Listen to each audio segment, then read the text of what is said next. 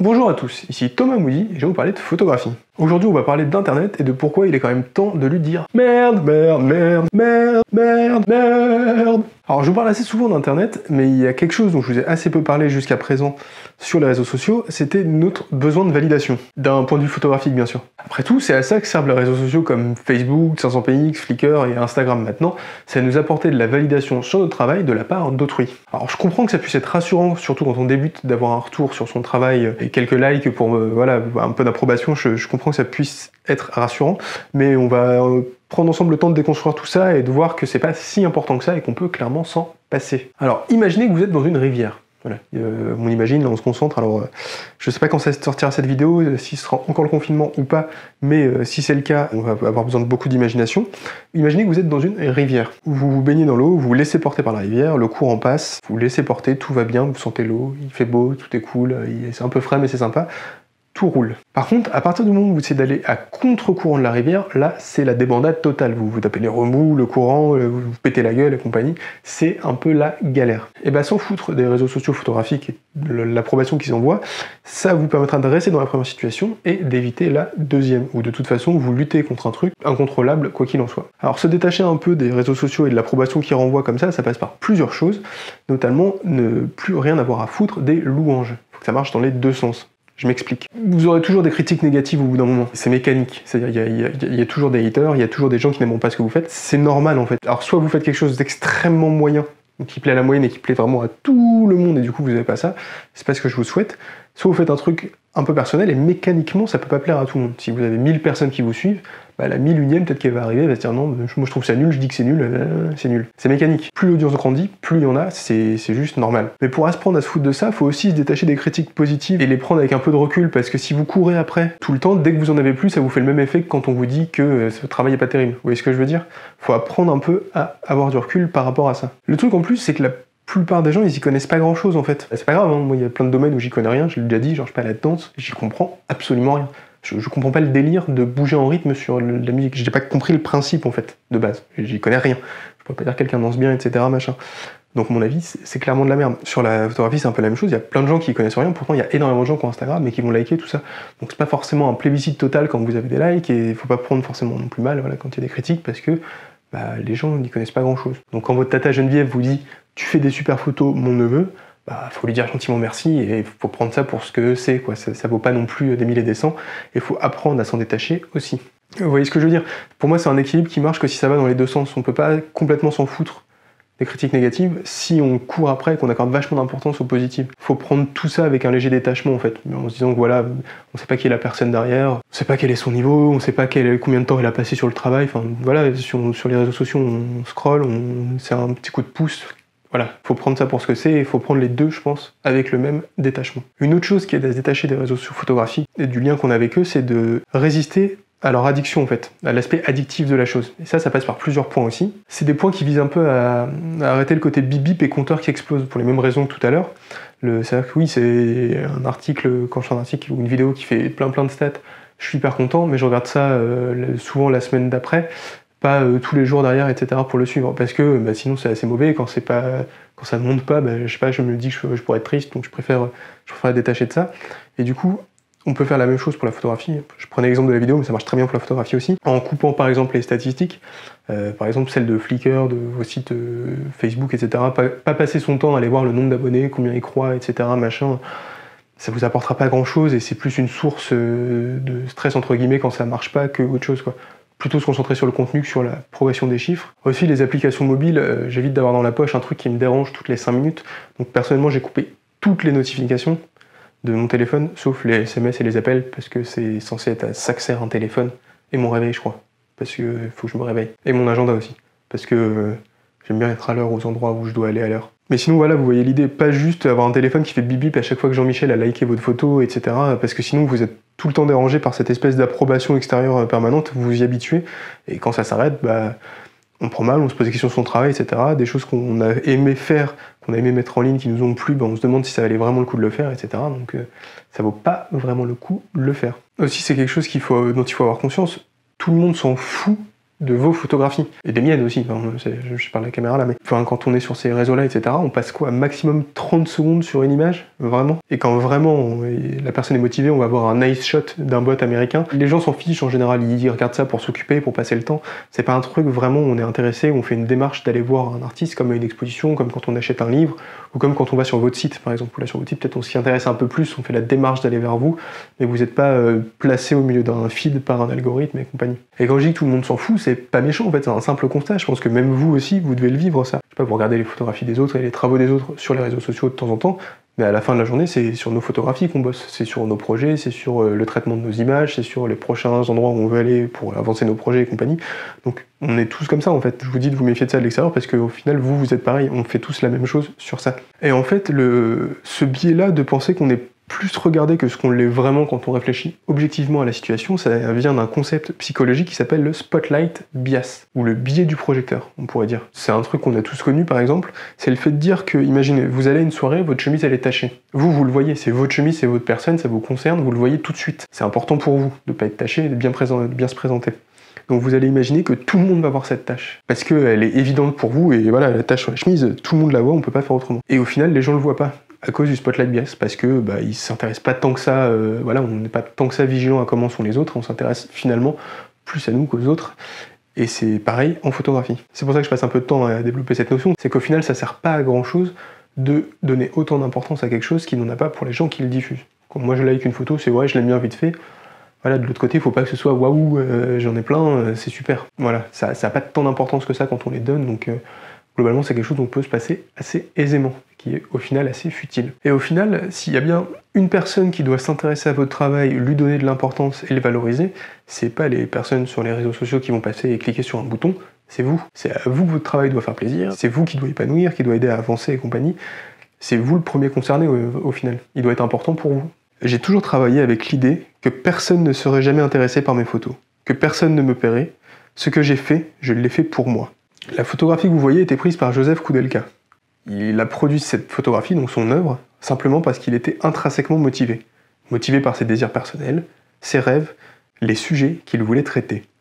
Sa motivation ne venait pas de l'extérieur ou d'une éventuelle envie de plaire. Bien sûr, aucun photographe ne vit dans un total isolement. On a tous besoin d'un retour d'un avis pour nous améliorer, à un moment ou à un autre. Même Koudelka trimballait en permanence quelques tirages pour les montrer à ses amis ou à ses collègues de Magnum. Retenez simplement que si vous photographiez pas pour vous-même mais pour des raisons qui vous sont extérieures, vous êtes comme Diana à la fin d'un mois d'août. Vous allez dans le mur. Bon, après, c'est pas de votre faute. La recherche de validation extérieure, c'est quelque chose qui est intrinsèquement lié à l'homme. C'est logique, en fait, c'est lié à notre capacité de survie, le fait de chercher de la validation et d'être accepté par le groupe. Parce que c'est juste dans notre code, dans notre tête. Hein. Notre cerveau, il a évolué quand même vachement vite que la société. Et il y a 50 000 ans, quand on vivait en tribu, le fait de ne pas être accepté par les autres et d'être rejeté, ça voulait dire mourir. Ça voulait dire être seul, ne pas bénéficier de la communauté et mourir. Notre cerveau, il est un peu resté comme ça. Il a évolué un peu moins vite que la société dans laquelle on vit. Et ça, c'est quelque chose que les études scientifiques montrent très bien. Alors, je vous en mets un lien dans la description. Ça vaut ce que ça vaut, c'est pour... Voilà, je suis pas expert en psychologie, j'ai lu ça, j'ai trouvé ça intéressant, mais ça explique qu'on est biologiquement fait pour éviter la honte, pour les raisons que je viens de décrire. Alors je sais pas si vous avez remarqué, par contre, la société elle a un peu évolué depuis cette époque et on se balade plus en slip, en peau d'ours le matin pour aller chercher le petit déjeuner. On vit plus dans des petites tribus mais dans des énormes villes pleines à ras-bord de gens. Surtout que notre connaissance de notre environnement proche a beaucoup évolué ces dernières années, c'est-à-dire à l'époque de mes grands-parents, ils connaissaient tout le monde dans leur petit village où ils habitaient, quoi, à la campagne. Là on habite dans des grandes villes, je connais pas trop mes voisins, je connais le prénom de un ou deux à côté et j'en entends un jouer de la trompette de temps en temps, mais je les connais pas plus, et notre environnement et notre construction sociale, elle se fait plus du tout pareil, elle se fait plus par la proximité, mais c'est différent en fonction des interactions qu'on a avec les gens, etc. On peut garder du contact à distance, maintenant ça a beaucoup changé. Donc on n'est plus du tout dans ce modèle de petite tribu ou de petite communauté en fait. Pourtant la peur de la honte qu'on a, on l'a gardée. Alors qu'au final il est plus nécessaire, on va pas se retrouver seul dans la rue sans plus rien à manger parce que on a tenté un truc et que ça a raté et qu'on a un peu honte. Ça n'existe plus ça. Si je vous dis tout ça, c'est pour vous dire qu'on a gardé quand même ce besoin de validation extérieure très fort, même s'il est plus du tout nécessaire dans la société dans laquelle on vit. Tout ça, ça pose aussi la question du succès, parce que si on cherche à éviter la honte et à être populaire sur les réseaux sociaux et à chercher de l'approbation extérieure, c'est pour atteindre une certaine forme de succès. Mais ce serait quoi le succès en photographie finalement? Alors autant dans une société occidentale, le succès en général, on imagine une belle maison, une grande voiture, une femme suédoise et compagnie. Mais en photographie, qu'est-ce que ce serait en fait? Est-ce que ce serait d'avoir une place dans toutes les plus grandes galeries du monde, avoir son nom à la une des magazines dédiés à l'art? gagner des grands prix, publier plein de livres et avoir ses photos likées toute la journée sur les réseaux sociaux, etc. Est-ce que ce serait ça vraiment le succès? Alors personnellement, j'aurais tendance à croire que non.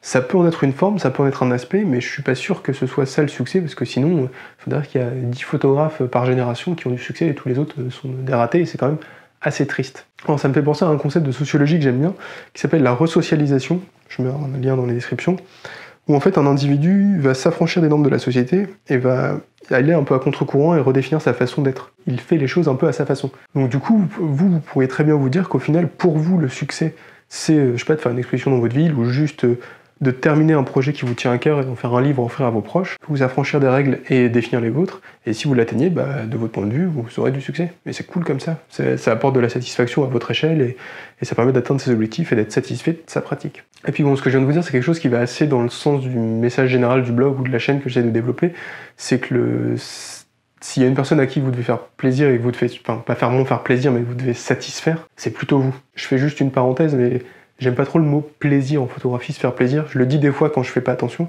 mais c'est parce que je trouve que c'est pas le plus adapté. Dans le sens où, je sais pas, prendre un apéro avec des amis, ça me fait plaisir. Traîner sur la plage, ça me fait plaisir. Appuyer sur un bouton, non, pas des masses. C'est pas un kiff, quoi. C'est pas, voilà, c'est satisfaisant par contre. Je préfère le mot satisfaisant.